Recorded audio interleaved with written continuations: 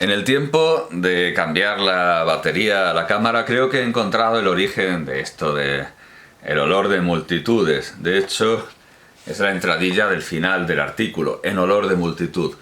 Un país en torno a un ataúd. Es un artículo sobre el entierro del canciller Dollfuss. Eugenio Montes, 1934. Murió en olor de multitud. Archiduques, diplomáticos, no veo entre ellos el rostro de von Papen. Por el aire pasan 3 escuadrillas de aviones. Por las aceras reparten en octavillas de luto un telegrama de pésame del Papa. En las ventanas hay cirios encendidos y gentes arrodilladas. A la hora del crepúsculo, cuando el cielo intima con la tierra, lo bajaron al cementerio de Hietzing. El pueblo católico de Austria antigua y católica, le siguió hasta el último instante. Murió en olor de multitud, como los héroes, y murió en olor de santidad, como los santos. Y por este artículo, con esta expresión, murió en olor de multitud, le dieron el premio Mariano de Cavia de 1934, y por eso está antologado en este volumen de prensa española, los premios de ABC 1920-1976. Pues por una vez le voy a dar la razón a El País y no a ABC, porque en el manual en el libro de estilo del País, es la edición actualizada del año 2014, sobre en loor de multitud y en olor de multitud se dice: evítense ambas locuciones, manidas y confusas.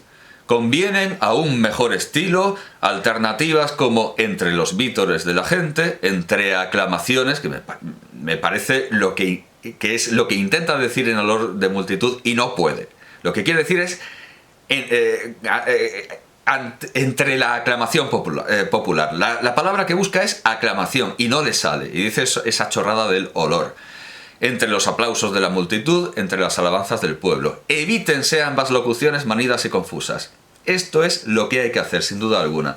Y el que Paniker la use es una más de sus vulgaridades entrelazadas con lo más refinado del espíritu humano. Entonces dice que Tarradellas llevaba él varios días en Barcelona tras su llegada triunfal en olor de multitud, algo que como digo, ABC premia, pero El País veda y censura, y hace muy bien El País. Yo no usaría jamás, de entrada yo no usaría jamás algo que no sé qué quiere decir, ni en qué,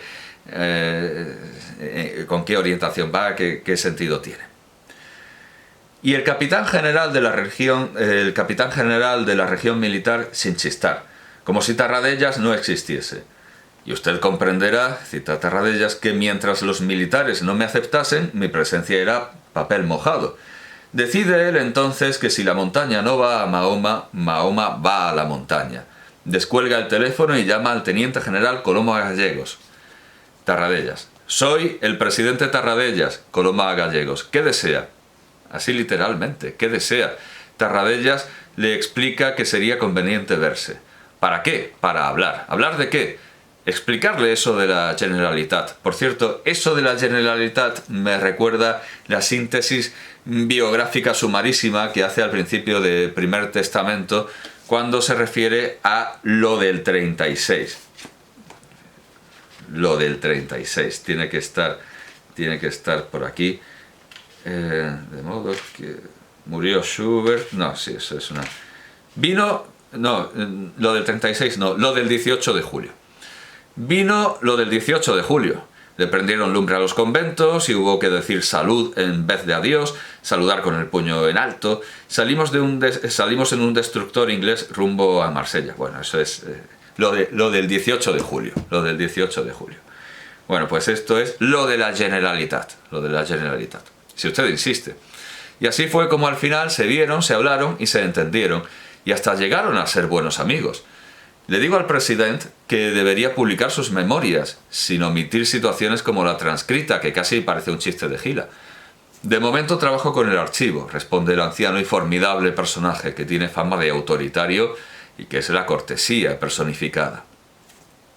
Un espacio en blanco y allí estábamos en Oviedo. Esto es transmigración Transmigración de los espacios. Y allí estábamos en Oviedo, reunidos en un hotel, deliberando como cardenales en un cónclave para conceder un premio Príncipe de Asturias. Estábamos, entre otros, Juan Luis Cebrián, Xavier Rubert de Ventós, Pinto Balsemao y Juan Tomás de Salas. Y el filósofo Gustavo Bueno, que destruye minuciosamente la candidatura de Aranguren, candidatura que defendemos Rubert, Cebrián y yo. Qué mal gusto, por cierto, porque Aranguren es también, es como el Fundeu, es nada entre dos platos. Aranguren, dice Gustavo Bueno, ya no representa nada. Su bibliografía está desfasada, sus intervenciones son tautológicas, su ejemplaridad ética tampoco es heroica. Sintomático y celtibérico Gustavo Bueno. Era muy católico y muy practicante en la época en que mi hermano fue su director espiritual.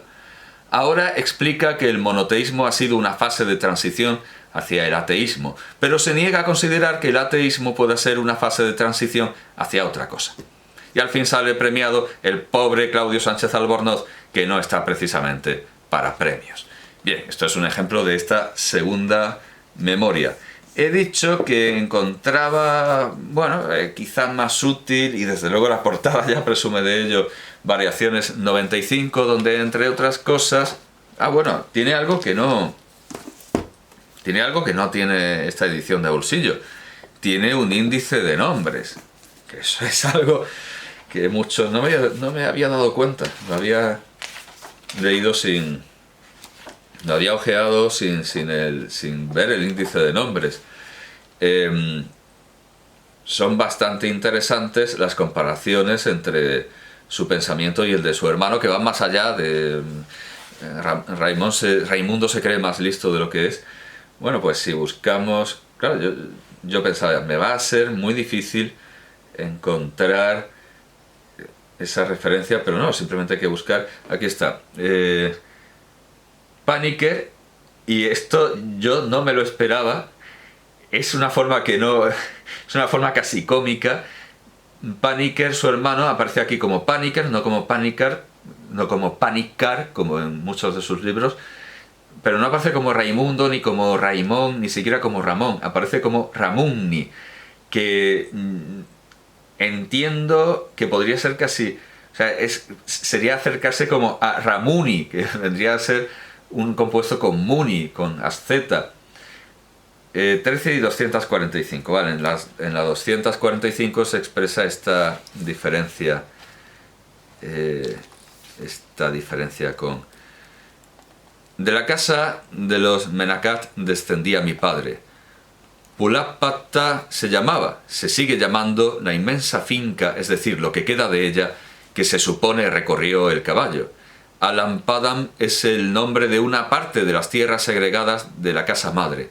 Paniker, la distinción nobiliaria correspondiente. Mi padre nació en Alampadam, y puesto que el lugar de origen, Taravad, se incorpora siempre al apellido familiar, el nombre completo de mi padre, el que figura en sus diplomas universitarios, era Menacat Alampadam Ramugni Pani. No es es un nombre indio, pero es un nombre completamente legítimo. Está hablando de su padre, no de su hermano, Ramugni Paniker, siendo Ramugni el equivalente a nuestro nombre de pila. El caso es que en el sur de la India, el mencionado Taravad, lugar de origen de las grandes familias, se va fragmentando a medida que la descendencia se multiplica. Herencia matrilineal en Kerala. Yo he visitado Pulapatta, que está a unos 20 kilómetros de Palghat, y allí se encuentra la primitiva casa de los Menacat. No muy lejos está Alampadam, que también es una propiedad extensa. A mi padre de niño le cuidaban los elefantes, pero mi padre a principios de este siglo salió como quien hace almohazar a su caballo, pues al padre de Salvador Paniker le tenían los elefantes al cuidado de los criados. Pero mi padre a principios de este siglo salió de la India para estudiar en universidades europeas, luego, y a raíz de un viaje a España, conoció a una joven catalana, de la cual se enamoró, y ahí estoy yo, como digo, tumbado en una hamaca con música de fondo, rememorando una leyenda. Debo añadir que en la India toda familia que se precie tiene un mito de origen. En él se mezclan patrones arquetípicos y hechos históricos. Difícil deslindar unos de otros. No es seguro que la historia de la hija del Maharaja que fundó la casa de los Menakat sea solo una leyenda, un Purana. A mí, una historia vieja, a mí, y a su vez, un texto religioso sacro, pero que es un cuento que se supone viejo, pero no es tan viejo como el resto de los mitos indios. A mí me suena muy familiar. Yo siento vivamente, a veces, que procedo de aquella tierra cálida y hermosa, el país del jazmín y del sándalo, del arroz y las especias, los dulces cocoteros, los riachuelos calmados, las muchachas perfumadas, el país de Mahadevi, la gran diosa madre. Yo he vivido miles de años entre ardillas, elefantes y pavos reales, hadas benéficas y maléficas, fantasmas y hierofanías. Este es mi origen, mi raíz perdida y amputada. Soy un niño trasplantado, huérfano de sus propias leyendas. Por otra parte, también siento algo distinto. Tengo a la India muy poco idealizada. El bucolismo me cae lejos, y no me lamento. Únicamente constato, vivencio. Es que, claro, primero lo de en olor de multitud, y ahora esto de vivencio, que parece un señor de pueblo. Vivencio, rememoro, me pierdo. Paniker es como la India, la mezcla de la putrefacción y los perfumes. Me pierdo en las raíces, que tampoco me importan mucho. Me habitué a tener las raíces confusas y extraviadas. Lo que les transmito a mis hijos es una vaga ciudadanía del mundo, un elitismo con pocas tradiciones. Claro, eso justifica que él defendiera a Aranguren frente a Gustavo Bueno. Vivo al día. Hoy tengo al fin una hamaca y una Shakti, que es lo que siempre quise tener. Una hamaca preámbulo de la tumba, una Shakti miope y grácil, dulce y enérgica, modosa y desparpajada, inteligente y ondulatoria. Está bien. Bueno, aquí no se pone tan erótico como en otras... como parece que sí se pone en el diario de otoño. Pero claro, yo lo que estaba... Bueno, sale... O sea, por hablar del extremo de la vulgaridad, aparece Iñaki Gabilondo, y encima en el índice de nombres aparece junto a Hans-Georg Gadamer. Bueno, Gabilondo en la página 16. A ver... en la página 16, y aparece a propósito de los GAL y eso, de comentar las noticias con sus empapantes, lo que puede hacer cualquier hijo de vecino. ¿Organizó usted los GAL, señor González?, le pregunta Iñaki Gabilondo al presidente del gobierno en la televisión pública, como si fuera Tom Cruise en aquella película. ¿Ordenó el código rojo? Bueno, pues organizó usted los GAL, pero no era exactamente así. Además, Gabilondo hace entrevistas como aquellas sobre las que ironizaba Pla, entrevistas pactadas, y si es con Felipe González, no digamos. No, pero lo que estaba buscando Eduardo Galigorsky era a su hermano, lo que decía de su hermano, pero claro, como los he visto todos del tirón, seguramente los tengo mezclados. Ah, no, claro, hay un montón de Panikers. Bueno, aquí hay una tanda interesante: Planck, Platón, Plotino, Poe, Poincaré, Pol Pot, Pollock. O sea, todos estos no son nombres, son nombres más universales. Aunque Pol Pot sea la vulgaridad andante, su caso histórico es desde luego memorable y digno de mejor. Y digno de canto, aunque no por la dignidad del personaje, desde luego. Mateo, bueno... Paniker, aquí hay muchos, están Agustín, su hijo, Ana, Claudia, Gregorio, Josep María, Mateo, Mercedes, Mónica, Pablo, Ramugni, que es su padre. Aquí está, Raimundo Paniker. Pues creo que será más o menos la 275-276, donde expone sus diferencias sobre la religión y todas estas movidas, todos estos movidones. No precisamente, eso es otro rollo. Dice, otro sueño más remoto que también tengo anotado. En esto se parece a Lundqvist, Arthur Lundqvist. Arthur Lundqvist. Madre mía. Un segundo. Vamos a comprobarla.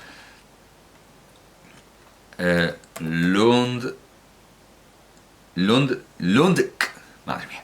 Lundqvist, que seguramente no se pronuncia así, porque al final los suecos hacen mangas y capirotes. Bueno, Arthur Lundqvist, pronunciado así si fuera alemán, pero es sueco y no se pronunciará así seguramente, fue el que le negó insistentemente el Nobel a Jorge Luis Borges, también a Graham Greene, pero eso me importa menos.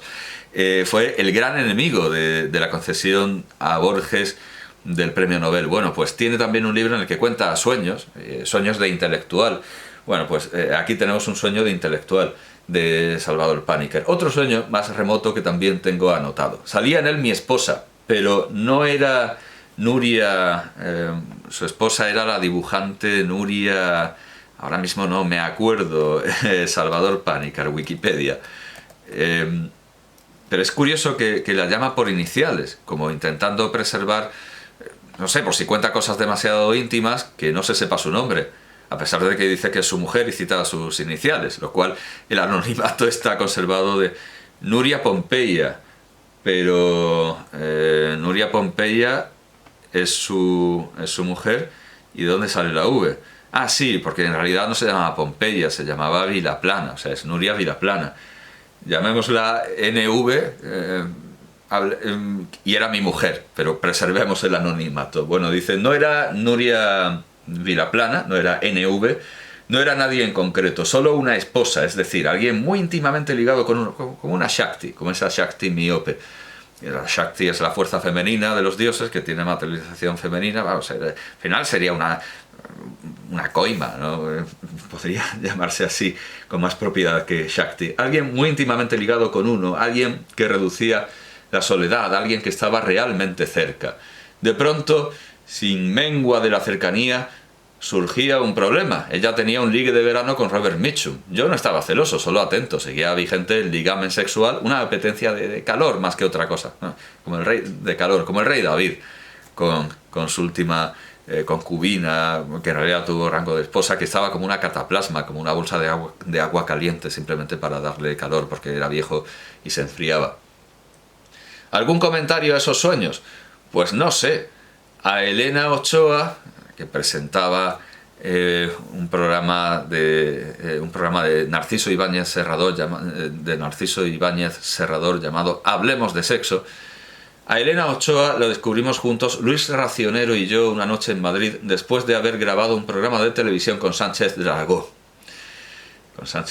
De Elena me impresionaron su talante anglosajón, su rostro inteligente, su preparación científica, su gusto. Rápidamente le pedí su número de teléfono. Racionero permaneció pasivo, pero según pasaron los días el pasivo fui yo, y Racionero no perdió el tiempo.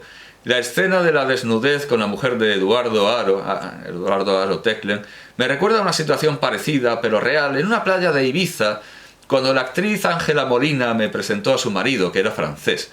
Todos íbamos en cueros, pero el marido y yo dijimos, muy convencionalmente, enchanté, hasta que, conscientes de la incoherencia, nos echamos a reír. Lo de mi esposa y su ligue de verano con Robert Mitchum presenta ciertas similitudes con algo que ocurrió hace muchos años. Simbolismos ocultos. Apenas he tratado a Aro Teclen. Elena Ochoa siempre me pareció una mujer muy atractiva, pero ¿por qué saldría a navegar en un barquito? ¿Necesidad de calor de una esposa? Eso lo soñé una noche muy lluviosa. En fin, ya he dicho alguna vez que nunca me tomo la molestia de interpretar mis sueños. No creo que los sueños sean la expresión de deseos inconscientes reprimidos, sino más bien readaptaciones psicofísicas alimentadas con informaciones de algún modo significativas. A veces, si tengo humor, los anoto en mi diario. Bueno, pero aquí no aparece su hermano por ningún lado. ¡Ah, sí! Sigue la secreción nasal nocturna. Sueños inconexos que hoy apenas recuerdo. Me entran el desayuno a las 10, me pincho con vitamina C, muy científico, pongo la radio, mi hermano Raimundo inicia una colaboración mensual en Cataluña Radio. Habla de la muerte, mañana es el Día de Todos los Santos, cristianización del Día de Todos los Dioses, y de la fiesta del Panteón de Roma. Dice lo que ya han dicho otros, yo mismo. ¿Qué dice mi hermano? Lo que yo ya he dicho. Que quien tiene miedo a la muerte tiene miedo a la vida, que al sufrimiento sí se le debe tener miedo, etcétera, etcétera.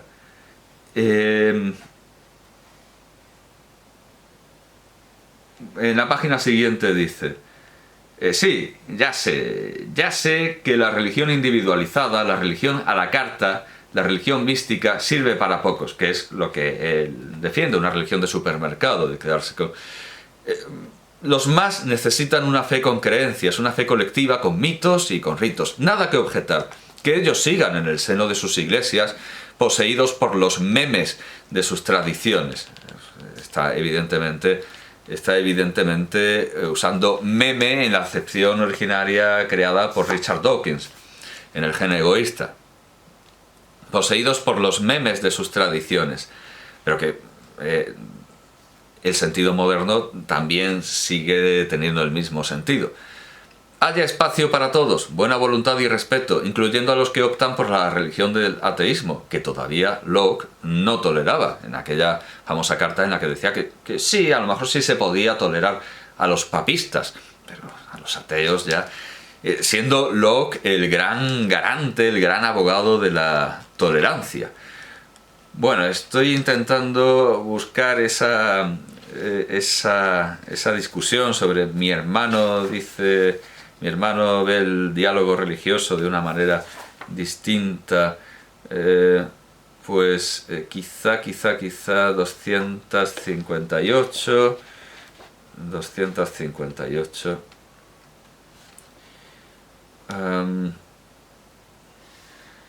Llama a una señora de agradable... sí, es esto. Para distinguir a los dos Panikkar. Los planteamientos de ambos Panikkar.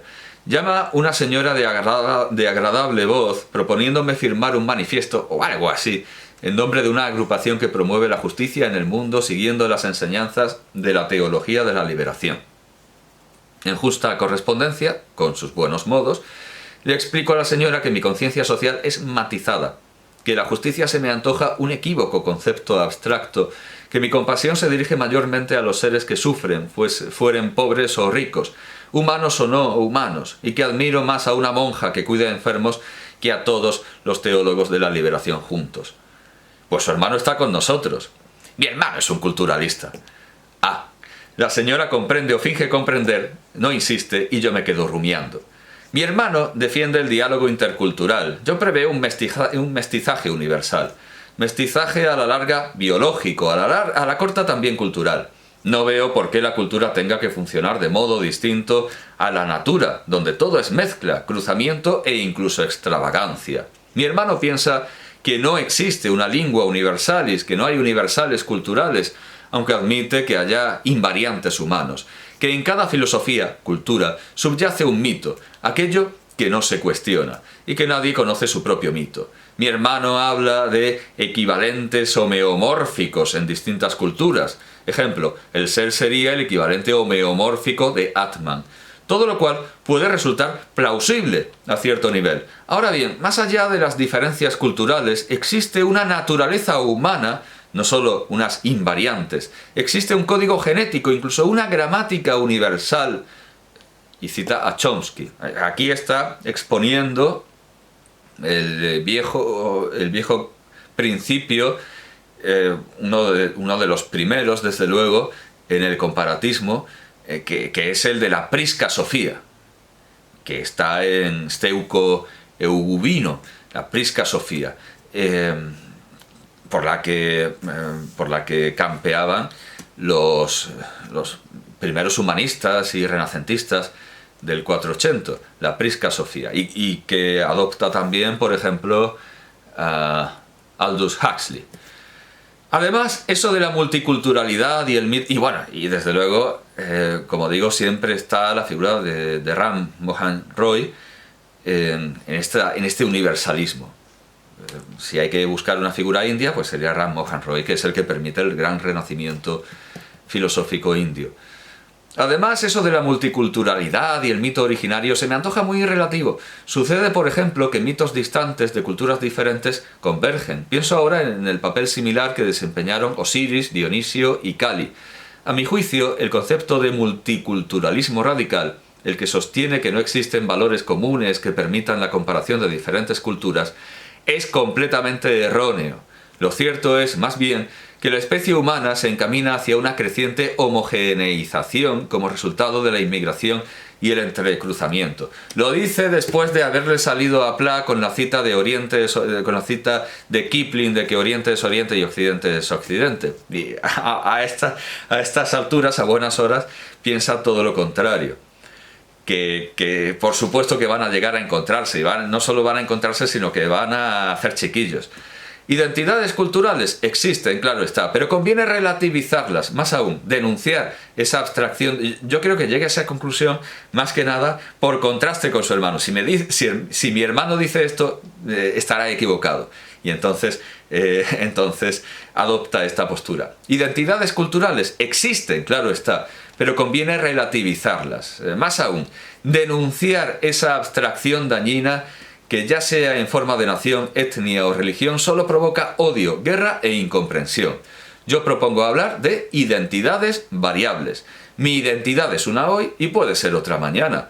En mí, pongo por caso, conviven dimensiones cristianas, hindúes, catalanas, españolas, taoístas, budistas, patriarcales, matriarcales, etcétera, etcétera. ¿Por qué iba a sentirme una sola cosa?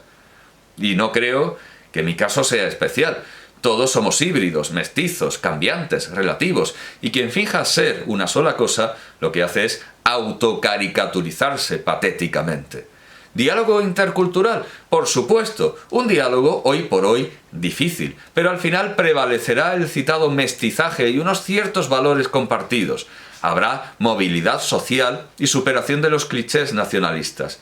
Nuestra patria es el planeta Tierra, nuestra etnia la especie humana. La cuarta sinfonía del teutónico Mala, ¿quién la ha dirigido mejor que el indio Mehta, con la voz de la cantante negra Hendrix y la orquesta de los israelitas?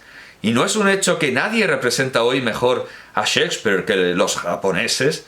Jesús Mosterín, Filosofía de la Cultura, habla de la convergencia cultural en un planeta en el que la información viaja ya a la velocidad de la luz. Todo habrá de mezclarse o como mínimo yuxtaponerse.